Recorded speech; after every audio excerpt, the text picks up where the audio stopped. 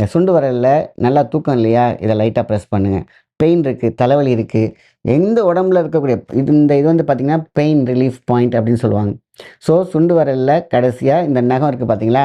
2 இதையும் இப்படி கழுத்து நெரிக்கிற மாரி பிடிச்சுக்கோங்க. 1, 2, 3, 4, 5, 6, 7, 8, 9, 10 போதும். இந்த 10லயே உங்களுக்கு பார்த்தீங்கன்னா, அந்த எவ்வளோ பெரிய வலியா இருந்தாலும் செடவுன் ஆகும்.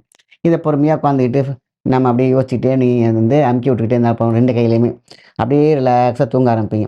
நைட் தூக்கம் வரலனாலும் இதுதான். இப்படி எல்லா நைட் டைம்ல வந்து எல்லா விரலையுமே அமுக்கி கொடுங்க.